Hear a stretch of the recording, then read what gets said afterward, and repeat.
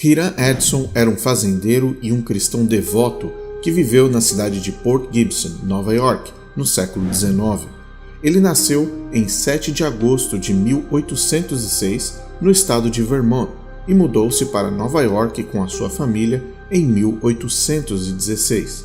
Ainda jovem, Hiram Edson trabalhou como professor, mas depois se tornou um fazendeiro e dono de uma propriedade perto de Port Gibson, onde ele criou gado e cultivou culturas como o trigo e o milho.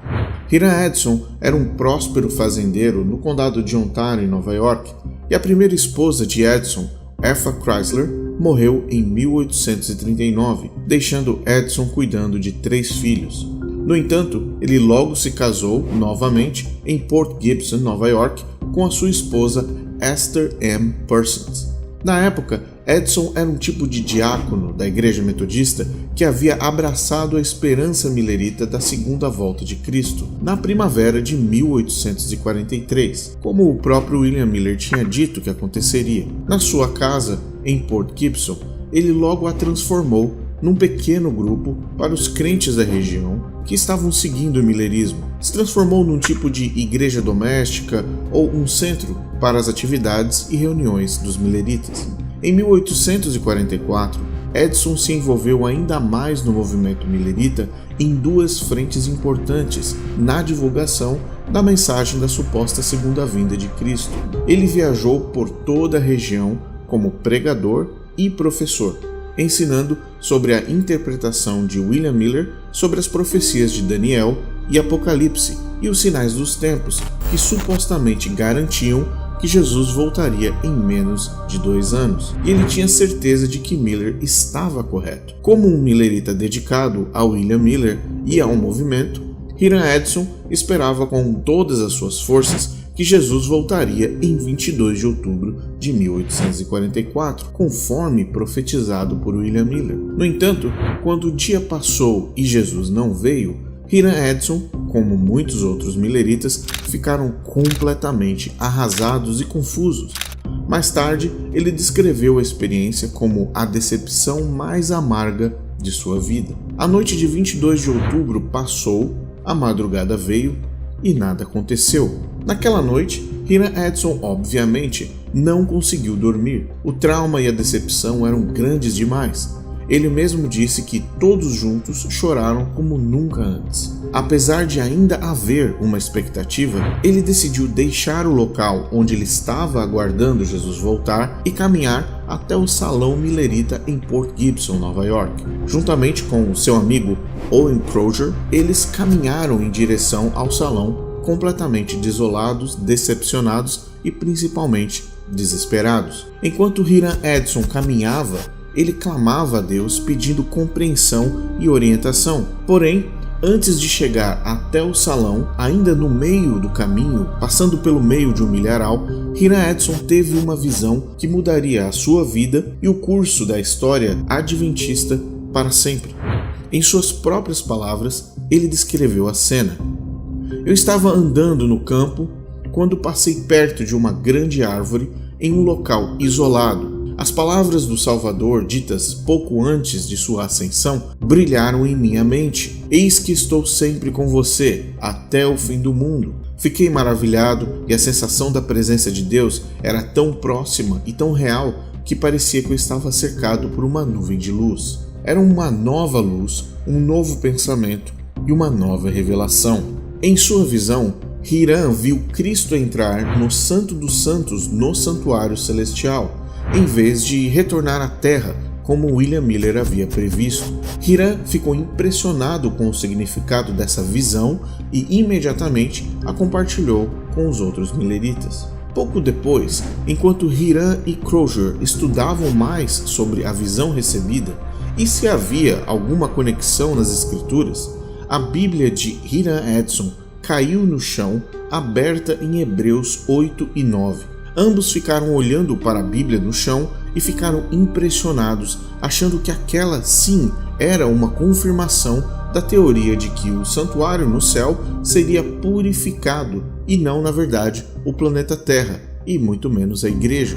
No início de 1845, eles começaram a compartilhar suas conclusões entre algumas pessoas, mas não tiveram muito sucesso entre a maioria dos milleritas, que na verdade nem entendiam ou nem acreditavam naquela visão. Ambos, então, decidiram investir financeiramente na publicação da teoria do santuário em 1845. O jornal The Day Dawn foi impresso pelo editor do jornal Ontario Messenger com o título Os Milleritas ou Adventistas, Suas Desilusões, Fé e etc. No entanto, o artigo em si tinha um título mais convidativo e dizia: para todos os que esperam pela redenção, leiam o seguinte. Enoch Jacobs, o editor do The Day Star em Cincinnati, estava disposto a considerar as explicações de Crozier e ele concordou em publicar uma versão expandida e com um texto um pouco mais refinado em uma edição extra do jornal The Day Star, com um artigo intitulado A Lei de Moisés. Essa edição foi publicada em 7 de fevereiro de 1846 e foi a primeira vez que os conceitos do santuário celestial e o legalismo foram expostos para um grupo grande de milleritas adventistas. Para ajudar a financiar o projeto, parte dos presentes de casamento da esposa de Hilliard Edson foram vendidos e a primeira semente do juízo investigativo foi plantada. Mas eles não sabiam e nem faziam ideia no que tudo isso se transformaria.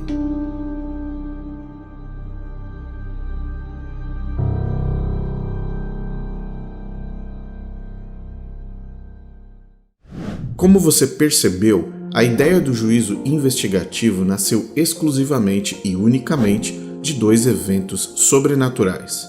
O primeiro deles foi uma visão no meio de um milharal e o segundo, uma Bíblia caindo no chão aberta numa passagem bíblica. A raiz da doutrina mais importante de todo o adventismo está plantada num solo distante das Escrituras e centralizada na experiência emocional, sensorial, espiritual e sobrenatural de um homem, Hiram Edson. Como você aprendeu nesta temporada, ter visões do sobrenatural era algo recorrente no século XIX, e essa crença de que Deus de alguma forma se comunicava com seres humanos através de transes, hipnotismos, euforia e mediunidade era algo presente nos movimentos sectários ao cristianismo tradicional daquela época. Era muito comum no século XIX conviver com pessoas que afirmavam ter supostos poderes além da compreensão física e que diziam ser entidades com acesso direto ao divino e que, consequentemente, se levantavam como líderes de grupos numerosos de pessoas que aceitavam segui-los e fazer qualquer coisa por uma experiência religiosa e espiritual supostamente privilegiada.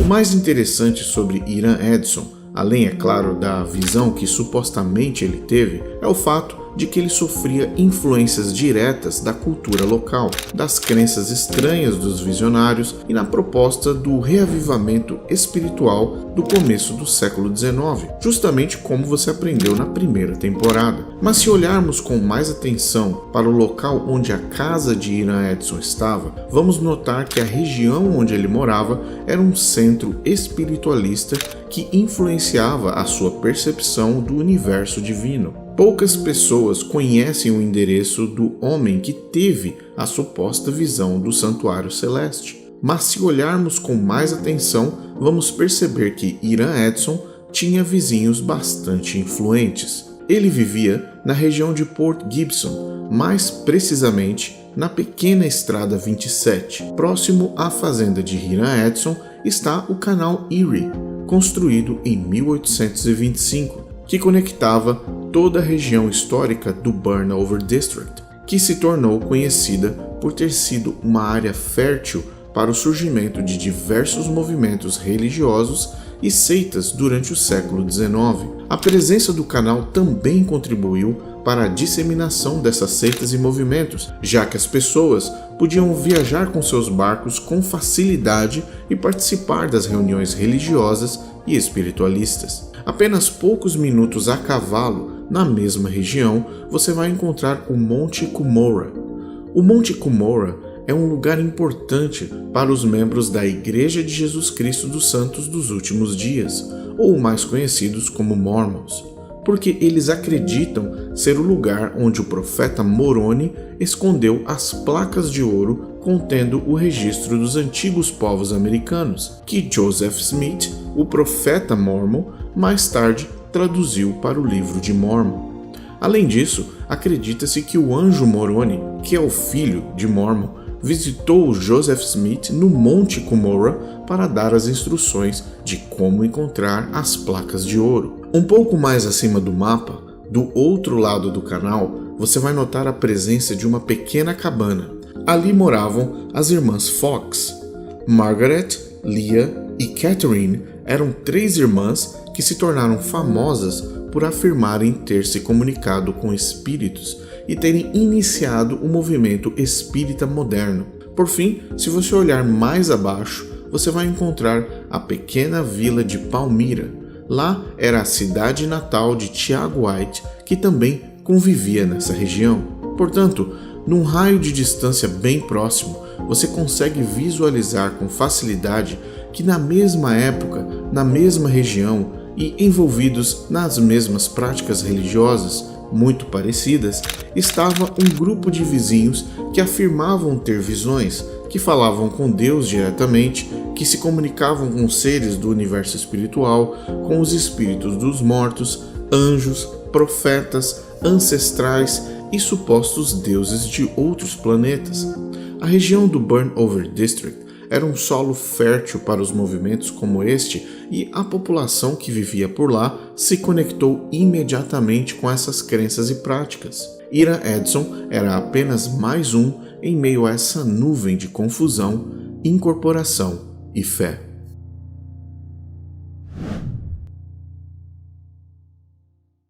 Como você já deve ter percebido, a história da Igreja Adventista é baseada em 3 colunas: visões, confusões e publicações. Ao longo de toda a linha do tempo, desde o início do milenismo até os dias de hoje, com Ted Wilson, a Igreja Adventista coleciona centenas, se não milhares de acontecimentos minimamente estranhos e controversos, seja na interpretação das escrituras sagradas ou simplesmente na forma como a organização funciona. Mas quando se trata do juízo investigativo, o assunto é bem mais complexo. Mas depois desse vídeo, você não terá dúvidas sobre o que é, como funciona e a importância dessa doutrina para a sustentabilidade da Igreja Adventista no mundo. A Igreja Adventista do Sétimo Dia possui um faturamento anual em torno de 2 bilhões de dólares a nível mundial. Todo esse montante é 100% resultado da doutrina do juízo investigativo. Mas você deve estar pensando, como é que isso é possível? Como uma organização religiosa consegue alcançar um valor tão considerável com apenas uma única doutrina? Para você entender de forma completa, é necessário que a doutrina do juízo investigativo seja analisada com um olhar histórico e estratégico, pois foi exatamente assim que essa crença foi criada. Porém, antes de mergulharmos nesse mecanismo, você precisa entender que Hiram Edson é apenas uma das 4 linhas do tempo que existiam de forma paralela na construção desta doutrina. Após 1844 e o desapontamento, haviam 4 universos acontecendo ao mesmo tempo, e cada um deles estava interligado de alguma forma. Imagine como se fossem 4 linhas do tempo acontecendo ao mesmo tempo, a partir de 1845. Na primeira linha, encontramos William Miller, que acreditou que Jesus voltaria em outubro de 1844. Após a decepção, ele continuou defendendo a ideia de que a expiação e o plano da salvação ainda estavam em curso e que sim, havia esperança para a humanidade. Em outras palavras, a porta da salvação ainda estava amplamente aberta a todos. Em uma carta a um amigo, escrita no início de 1845, Miller declarou: "Ainda acredito que estamos nos últimos dias dessa dispensação e que nosso grande sumo sacerdote está agora fazendo a expiação por todo o seu povo e que logo terminará, e então ele virá para levá-los para si." Miller também continuou a pregar e escrever sobre as profecias que levaram à sua predição da segunda vinda, mas ele reconheceu que havia se enganado sobre o momento do evento. Na segunda linha, encontramos Ellen White em seus cultos privados e não ortodoxos, em viagens na região de Atkinson e Maine, tendo visões e revelações e pregando a doutrina da porta fechada, incluindo que Jesus voltaria em breve, segundo testemunhas, em no máximo 2 anos. Numa suposta visão, ela disse: os que se recusaram a receber a luz e protestaram contra as gloriosas verdades que Deus revelara a seu povo foram deixados em trevas e culpados de rejeitar os meios que o céu havia promovido para sua restauração. A luz atrás deles se apagou, deixando seus pés em completa escuridão, e eles tropeçaram e perderam Jesus de vista, e caíram no caminho para um mundo escuro e perverso. Na terceira linha do tempo, nós encontramos Apollos Hale, Joseph Turner e Franklin Ham, que haviam interpretado toda a literatura de William Miller e chegado à conclusão de que Cristo não era para ter voltado em 1844 e que, de fato, o que tinha acontecido era o início da última fase da expiação, um julgamento dos humanos que estava acontecendo e que ninguém mais poderia se salvar, e a volta de Cristo poderia acontecer a qualquer momento. Ele publicou um artigo de 4 páginas no The Advent Mirror, de janeiro de 1845, que em resumo apresentava a seguinte pergunta: mesmo que a porta da graça esteja fechada, ainda há algo que possamos fazer pelos outros? Talvez, mais realisticamente, não há mais o que fazer ou o que possamos fazer. É improvável que os pecadores possam ser convertidos depois que a porta foi fechada. Embora algumas mudanças possam parecer conversões, tentar converter as massas neste momento seria tão inútil quanto os israelitas tentando converter os egípcios quando eles estavam presos no Mar Vermelho. Estaríamos perdendo nosso tempo e nos colocando em perigo. Na quarta linha, nós temos Hiram Edson e Crozier quebrando a cabeça e tentando entender a visão do milharal e seu suposto significado após o desapontamento de 22 de outubro. Por fim, eles concluíram que 22 de outubro havia marcado o fim da primeira fase do ministério de Cristo no Santuário Celeste e que agora ele havia iniciado a fase de expiação, onde não havia mais tempo para arrependimento e intercessão. No entanto, no mesmo artigo do jornal The Star, ambos declararam algo mais contundente ainda. Com todas as evidências que o acompanham, juntamente com o santo poder e alegrias sinceras da salvação de Deus, resultantes da passagem da expiação, nos sentimos justificados em nutrir uma forte expectativa de que nosso Rei virá em toda a sua glória no dia 11 do primeiro mês do próximo ano judaico, às 3 horas da tarde, em Jerusalém. O resultado das supostas visões recebidas tanto por Ellen White e Hiram Edson e as interpretações de Hale e os demais apenas salientaram a constante insistência de que apenas eles seriam salvos, apenas eles eram os escolhidos, apenas eles eram os remanescentes e justificados de Deus, e que o mundo iria acabar em breve. O único que não abraçou essa doutrina foi William Miller, o causador do problema desde o início.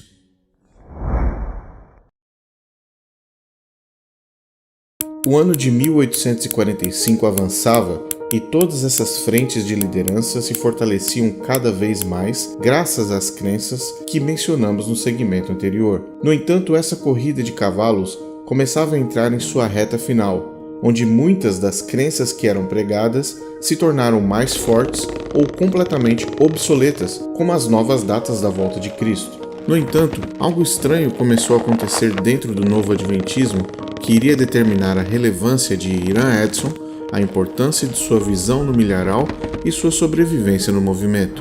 Como mencionamos no começo, nos anos 1800, ser um visionário e dizer que Deus estava falando com você diretamente era mais comum do que torcer para o Flamengo do Rio de Janeiro, e o movimento adventista, que ainda estava dando seus primeiros passos, visualizou um problema bastante complexo.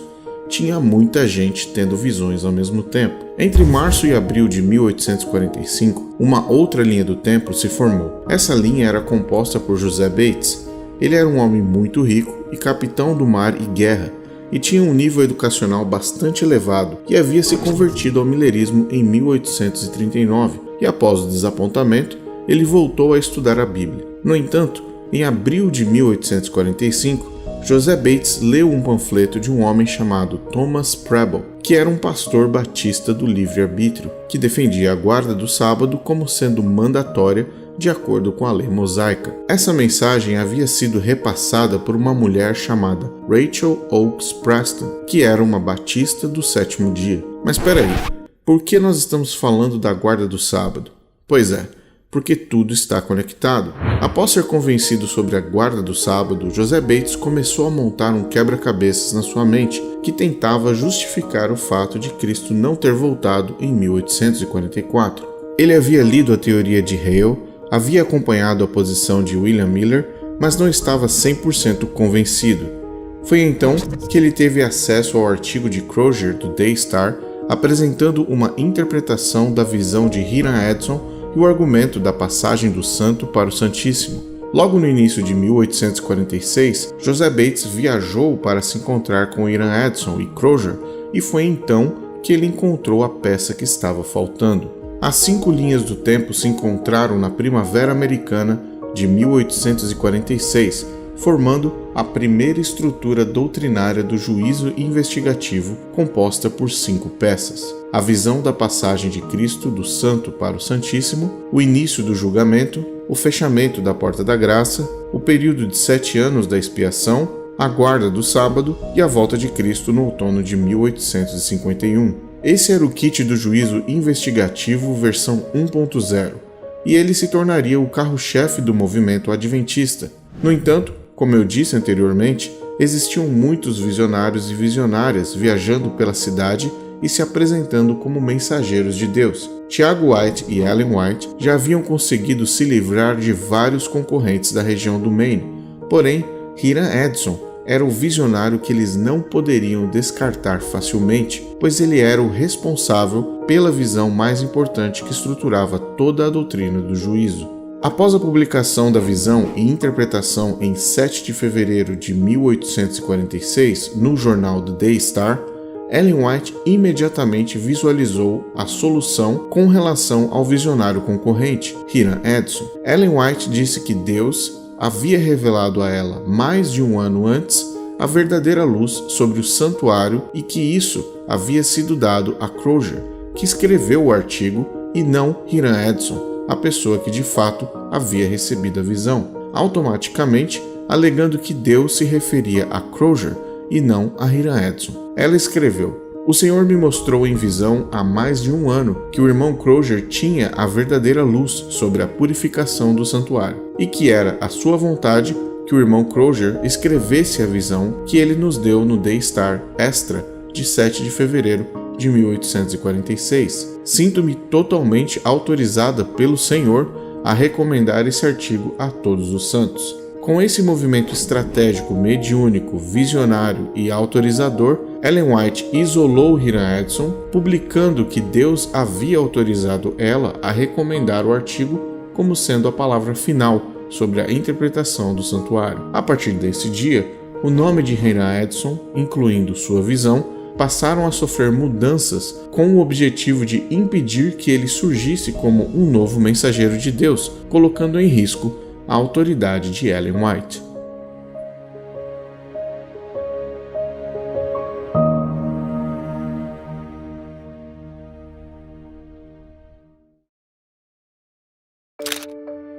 Era muito óbvio que essa salada de interpretações não fazia sentido, principalmente porque era o resultado de visões e interpretações de erros cometidos anteriormente e um exclusivismo adventista que já possuía suas raízes bem nutridas pelo orgulho do próprio movimento. Mas se Ellen White, Tiago White e o restante do bando, como eles se chamavam, quisessem ter algum tipo de autoridade doutrinária, essa proposta do juízo investigativo precisava fazer sentido de uma forma ou de outra.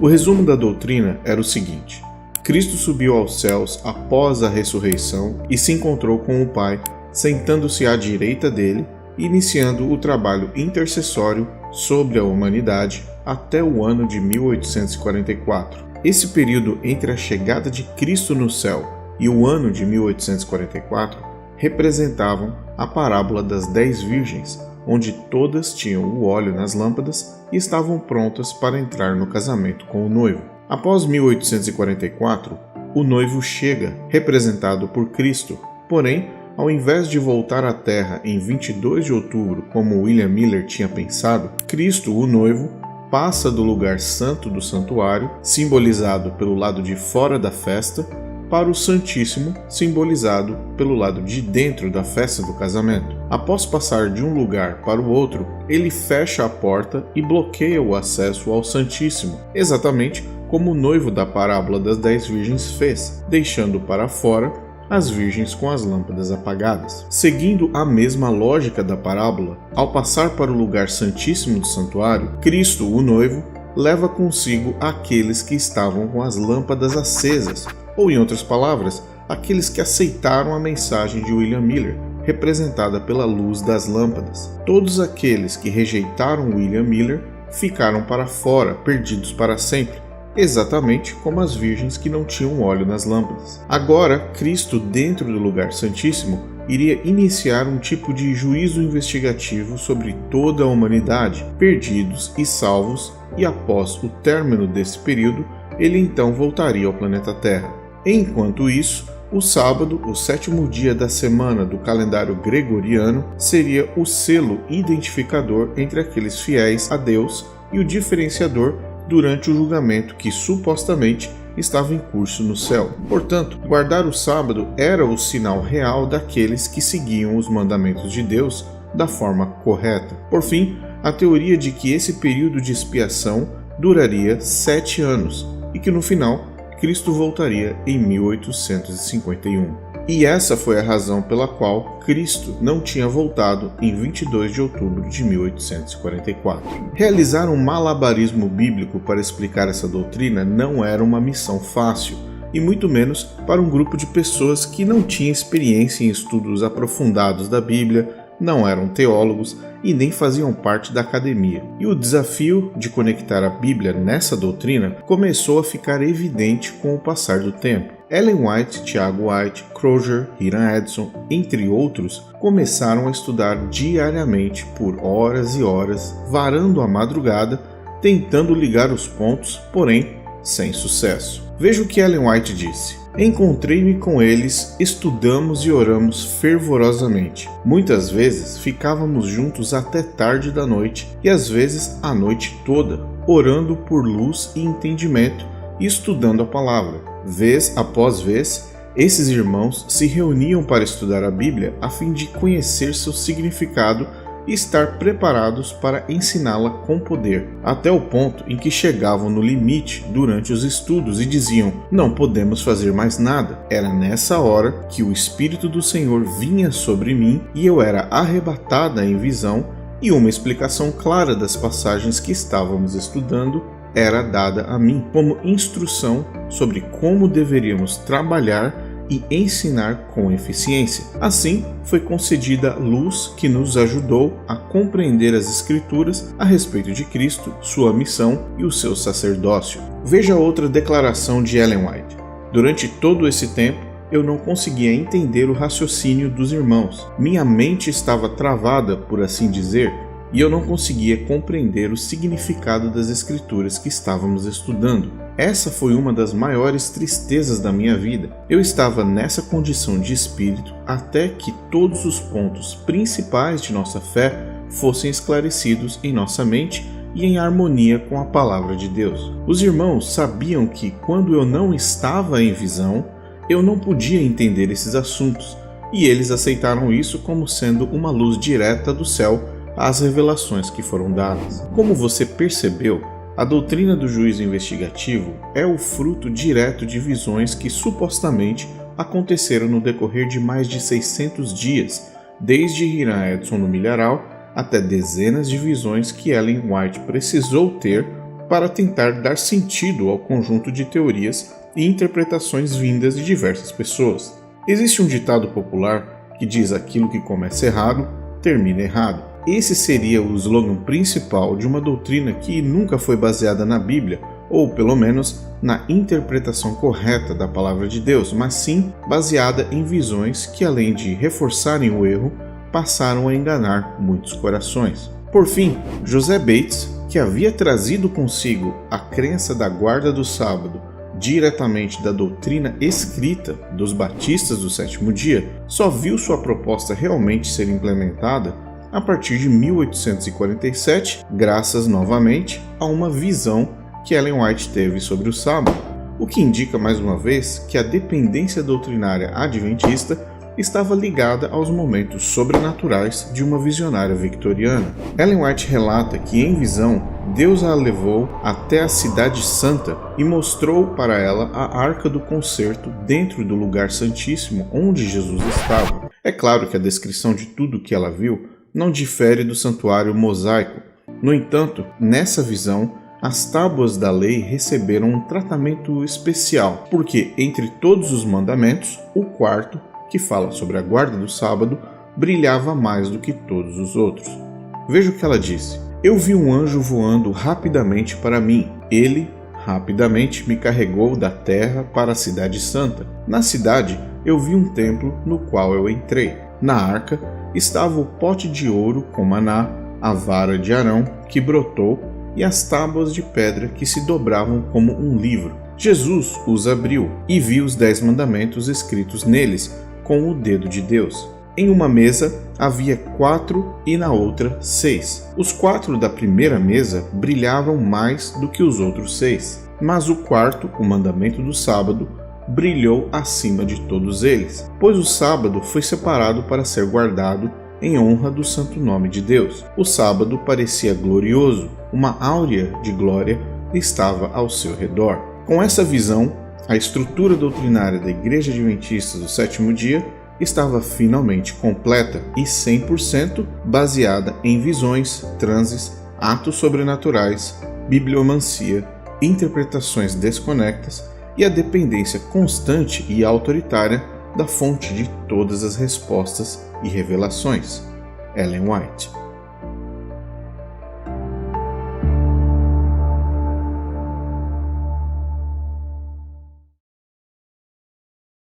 Eu quero convidar você, adventista do sétimo dia ou não, evangélico cristão ou não, a se perguntar qual benefício a doutrina do juízo investigativo traz para nós seres humanos. Quais são as boas novas de esperança, amor em Cristo, fé e graça, características do Evangelho de Jesus, que eu e você, individualmente ou sua família, amigos e queridos, podem levar dessa doutrina? A doutrina do juízo investigativo prega que Cristo está avaliando ou investigando absolutamente todos os atos, palavras e pensamentos de todos os seres humanos. Segundo os adventistas, desde 1844, os primeiros a serem julgados são os mortos e depois os vivos. Somente após o término total e completo desse julgamento, Jesus poderá retornar ao planeta Terra. No entanto, nenhum ser humano tem a capacidade de dizer em qual estágio a investigação está. Ou seja, nós não sabemos se Cristo já terminou o julgamento dos mortos e está investigando os vivos ou qual pessoa está sendo analisada neste exato momento. A ausência dessa informação automaticamente força a todos os adventistas do sétimo dia a buscarem uma única condição espiritual: a completa perfeição. Ellen White disse no livro O Grande Conflito: os livros do céu registram os pecados que teriam sido cometidos se houvesse oportunidade. Como as características do rosto, assim as características de cada personagem individual são transferidas para o livro dos céus.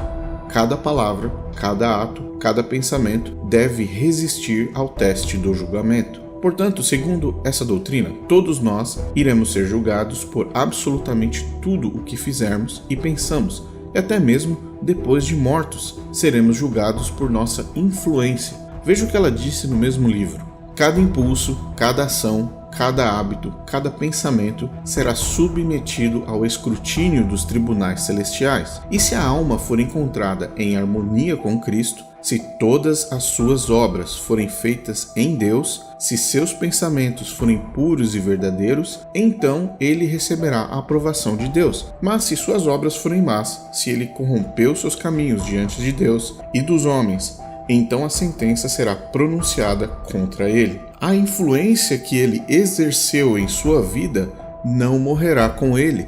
Ela continuará a afetar outros para o bem ou para o mal e será revelada no julgamento. O Grande Conflito, página 482. Portanto, no Adventismo do sétimo dia, o perfeccionismo é a palavra-chave quando se trata da doutrina fundamental da Igreja. Agora vamos a alguns exemplos práticos para que você, seu cônjuge, seus filhos, amigos e familiares possam compreender a dinâmica dessa doutrina na vida real. Vamos supor que seu nome irá passar em investigação hoje. O anjo irá abrir seu livro celestial pessoal, onde estão todos os registros, os atos bons e ruins da sua vida, incluindo pensamentos e palavras. Absolutamente tudo será analisado. A forma mais prática de evitar essa condenação é não pecar, ou se pecar, pedir perdão imediatamente. Esse sistema parece bem simples, mas possui implicações muito sérias. Vamos a alguns cenários. Esse é o José.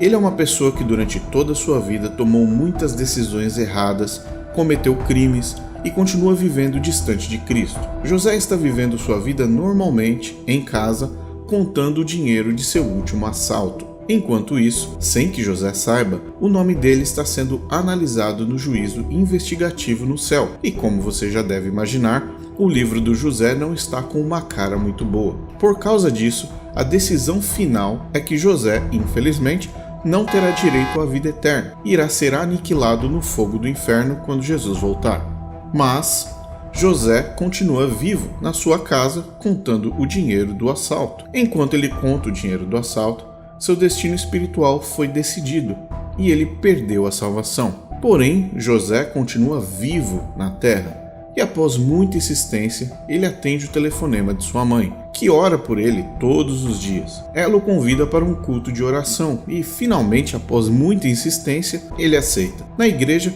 junto com sua mãe, e ouvindo a mensagem pregada naquela noite, José decide aceitar Cristo como seu Salvador. Se ajoelha e pede perdão pelos pecados cometidos, e apesar do seu histórico, ele toma a decisão de recomeçar com Cristo. Sim, provavelmente você deve estar se perguntando, e agora? Há menos de 2 dias, enquanto José contava o dinheiro, o nome dele passou pelo suposto juízo investigativo, mas agora ele decidiu mudar de vida e aceitar Cristo através da influência da sua mãe. Segundo a doutrina do juízo investigativo, José, mesmo aceitando o sacrifício de Cristo na cruz, mesmo entregando a sua vida ao Senhor Jesus, o destino dele já está consumado, porque ele continuou vivo após o julgamento. José é agora um homem perdido espiritualmente, mas vivo com Cristo, e não há nada que ele possa fazer para alterar isso. Outro exemplo, essa é Maria. Ela sempre foi uma excelente cristã, esposa, mãe e filha, sempre se dedicou na igreja, sempre seguiu o exemplo de Cristo e os conselhos do Evangelho. Um dia, enquanto ela cuidava do seu lar, preparando uma deliciosa refeição para sua família, o livro de Maria foi aberto no céu durante o suposto juízo investigativo. Maria não sabe que esse evento celestial está ocorrendo, portanto, ela continua focada em preparar a melhor refeição para o seu marido e filhos. A vida dela é analisada de cima a baixo, em todos os momentos. Maria foi encontrada perfeita, sem nenhum traço de atos pendentes e não perdoados. Após analisar os últimos atos de Maria, o anjo fecha o livro dela e Cristo então proclama a salvação de Maria. Ela agora está salva e poderá viver eternamente ao lado de Cristo no céu. Porém, enquanto ela verificava a torta que ainda estava no forno, Maria recebe uma ligação. É um policial na linha dizendo que o marido e os filhos sofreram um acidente fatal. Maria se senta no chão, desolada e desesperada. Ela havia acabado de perder toda a sua família. O luto e a dor da perda mexeu com Maria e, infelizmente, aos poucos, ela se distanciou de Deus, de Cristo. A dor que ela sentia era muito maior do que as forças espirituais de retornar para os braços de Jesus. A depressão se aprofundou e ela literalmente se desligou de Deus a ponto de nunca mais voltar. A dor da perda e as cicatrizes emocionais fizeram com que ela soltasse da mão do Criador. Mas você deve estar se perguntando, e agora? Maria foi declarada salva e justa por Cristo durante o juízo investigativo diante de todo o universo e dos anjos. Ela continuou viva após a salvação e agora tudo o que ela viveu após aquela noite influenciaram Maria a tomar uma outra direção. Hoje, segundo o juízo investigativo, Maria é uma mulher salva, mas distante de Cristo e distante do Criador. Por último, vamos analisar o caso do João. Ele sempre foi um adventista do sétimo dia, guardou o sábado durante toda a sua vida e após uma partida de futebol com seus amigos, João retorna para casa. Enquanto ele dirige, o livro dele se abre no céu durante o juízo investigativo. O anjo analisa seus atos e percebe que João, de fato, se esforçou ao máximo para manter sua vida em dia com Cristo. Ele sempre pediu perdão por todos os seus pecados e ele buscava a Cristo em suas ações e decisões. Após investigar a vida de João, Cristo o declara salvo. João não faz a menor ideia de que ele agora é um homem salvo e terá acesso à vida eterna com Cristo. Porém, João continua vivo. Alguns anos depois, segundo a crença adventista, um decreto dominical mundial é estabelecido para todos os povos do planeta, e por essa razão, domingo será o dia oficial de culto para todas as religiões que existem. No entanto, se João não aderir ao decreto dominical, que envolve a compra e venda de produtos e acesso ao sistema monetário, ele ficará sem dinheiro em poucos meses, o que irá impactar diretamente a compra de remédios e medicamentos para o seu filho mais novo, que ainda precisa constantemente estar conectado a um cilindro de oxigênio provido pelo governo. Ao olhar para toda a situação, a falta de recursos e a vida do próprio filho em risco, João decide aderir ao decreto dominical e garantir o abastecimento de oxigênio, com emprego e alimentação para sua família. Conscientemente, João negou o sábado, conhecido na Igreja Adventista como sendo o selo de Deus, e agora, segundo o juízo investigativo, João é um homem salvo, mas que negou o selo sabático. José, o ex-bandido, está perdido, mas vive agora em comunhão com Cristo. Maria, que tinha uma relação forte com Deus, está salva, mas hoje se tornou agnóstica. João, um adventista salvo, mas que aceitou o decreto dominical para salvar a sua família. Rodrigo Silva, Leandro Quadros, Ezequiel Gomes, Arilton de Oliveira, Arautos do Rei e pastores adventistas ao redor de todo o Brasil acreditam na doutrina do juízo investigativo, pregam e divulgam essa interpretação do julgamento divino, nascida e estabelecida única e exclusivamente com base em eventos sobrenaturais que ocorreram nas mentes de Hiram Edson e Ellen White.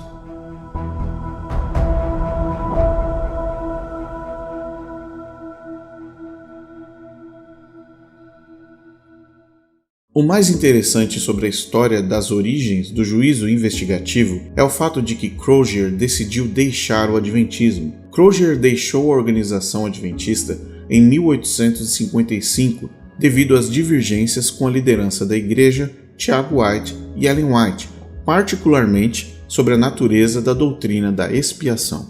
Em 1904, Crozier, o homem que havia iniciado toda a euforia ao redor da visão de Hiram Edson, escreveu um artigo no jornal The Daily Messenger, dizendo: o que foi escrito no artigo de 1846 no The Daily Star foi que o modelo e as atividades do santuário terrestre não fornecem desculpas para a teoria de que a porta da graça foi fechada em 22 de outubro de 1844, ou que ela jamais será fechada. Essa teoria foi um erro terrível. Foi publicado, sim, de forma solene na época e tem sido fanaticamente aderida por mais de 58 anos e apoiada por pretensas visões divinamente inspiradas, e se tornou a pedra angular de uma das mais fortes seitas adventistas. Em outro artigo, Crozier escreveu: o objetivo do artigo do santuário era apoiar a teoria de que a porta da graça estava fechada, uma teoria que eu e quase todos os adventistas que adotaram a mensagem de William Miller sustentamos de 1844 a 1848. Sim, eu sei que Ellen Harmon, agora a Sra. White, sustentava aquela teoria da porta da graça fechada naquela época. Crozier deixou o adventismo e foi imediatamente substituído por um jovem estudioso da Bíblia chamado J. N. Andrews, que se tornaria o teólogo autorizado a explicar a doutrina do santuário após a saída de Crozier. Andrews fez uma viagem de mais de 900 quilômetros com Hiram Edson. Ele absorveu tudo que poderia sobre a visão e a interpretação do santuário, mas se manteve em silêncio e nunca argumentou o santuário utilizando a visão de Hiram Edson. Suas respostas às críticas óbvias a essa doutrina não reivindicam nenhuma visão sobrenatural para dar base ao juízo investigativo. Hiram Edson foi mantido por perto pelo grupo de adventistas para que os líderes o tivessem sob controle. Hiram Edson percebeu que Ellen White era a autoridade no adventismo e decidiu jogar o jogo a ponto dele mesmo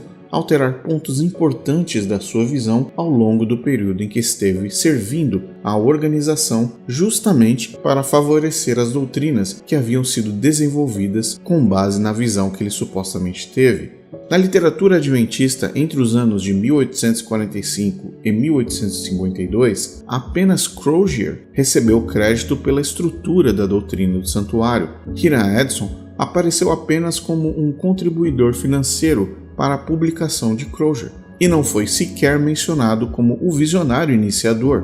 Os fundadores adventistas esconderam Hiram Edson do público até 1892. A visão de Edson nunca foi mencionada em nenhum artigo de jornal até esse ano, o que deu tempo suficiente para que Ellen White pudesse se sentar na cadeira oficial de visionária da organização. O próprio Edson, que publicou artigos e panfletos apoiando essa doutrina, em nenhum lugar mencionou a própria visão, o que revela uma característica de comportamento bastante estranha e questionável. Ele relatou várias experiências sobrenaturais em suas cartas enviadas ao jornal The Present Truth em dezembro de 1849, sem referência, porém, à mais importante de todas, a visão do milharal. A ele foram dados cargos nos jornais da organização como um suposto editor. No entanto, ao longo de quase 20 anos servindo a Igreja Adventista do Sétimo Dia, Hiram Edson, o visionário responsável pelo começo de toda a doutrina confusa, foi jogado de canto até a sua morte, para evitar que novas visões que ele continuou tendo surgissem e viessem a público. Na descrição desse vídeo, nós vamos disponibilizar uma tabela. Ela contém a linha cronológica das alterações feitas na visão de Hiram Edson ao longo das décadas, o que é um exemplo claro da tentativa constante em manter a visão, mas distanciar o visionário. Após 1851, a doutrina da Porta da Graça fechada foi deixada de lado, mas, alguns anos depois, ela foi reintroduzida, só que agora após o julgamento investigativo, e haverá novamente o fechamento de uma nova Porta da Graça, onde ninguém mais poderá ser salvo, segundo os adventistas. A última memória de Hiram Edson ainda está repleta de contradições e mistérios. Recentemente, no começo do século XX, um documento chamado O Manuscrito de Hiram Edson veio à tona. O Manuscrito de Hiram Edson é um documento que conta a história da visão de Edson e suas consequências. O manuscrito foi escrito à mão em 6 folhas de um caderno amarelo e provavelmente foi escrito entre 1866 e 1873, muitas décadas depois do grande desapontamento de 844. O manuscrito não foi assinado e nem datado. A primeira menção do manuscrito foi encontrada em um artigo do Youth Instructor em 1910 e foi parcialmente citado em uma impressão pela primeira vez em um artigo de F.M. Kelly no Review and Herald de 1921, 75 anos após o evento ao qual se refere. De acordo com James Nix, biógrafo de Edson, o manuscrito pode ter contido cerca de 30 páginas de reminiscências e especulações teológicas, mas apenas 6 folhas vieram a público. O manuscrito foi emprestado ao jornal adventista pela filha de Edson, a senhora Via Ofélia Cross, em 1921, e foi certificado e notarizado como autêntico. No entanto, os editores adventistas se recusaram, por alguma razão desconhecida, a publicar o manuscrito inteiro, exceto a seção autobiográfica. Edson havia registrado o manuscrito e insistiu que fosse publicado na íntegra, mas permaneceu inédito e pode ter contribuído para sua saída temporária do adventismo no ano de 1870. No geral, o manuscrito de Hiram Edson é um documento significativo, mas elusivo, que lança luz sobre um dos eventos-chave na história da Igreja Adventista do Sétimo Dia. Sua publicação parcial e controvérsia refletem as tensões entre a revelação pessoal e a autoridade institucional, bem como os desafios de preservar e interpretar registros históricos. Apesar de suas limitações e incertezas, o manuscrito continua a intrigar estudiosos e crentes que buscam entender as origens e o desenvolvimento do movimento adventista e suas crenças. Na Igreja Adventista, a incerteza, a dúvida e a condição de completo desconhecimento sobre o dia do seu julgamento, incluindo a crença de que o sábado é necessário para a salvação, nunca poderá ser negado. Faz com que milhões de pessoas permaneçam no adventismo buscando um perfeccionismo inalcançável, como o jovem rico que procurou Jesus. Milhares de pessoas vivem no adventismo com medo de já estarem perdidas. Funerais de adventistas do sétimo dia são repletos de dor, pela perda da pessoa querida, mas também pela completa incerteza de que aquela pessoa, naquele caixão, estará no céu com Cristo. O juízo investigativo é uma das doutrinas mais dominantes em todas as religiões, porque além de não entregar boas novas, te deixa sozinho e distante da graça de Cristo. Lembre-se do que Ellen White disse: cada palavra, cada ato, cada pensamento deve resistir ao teste do julgamento.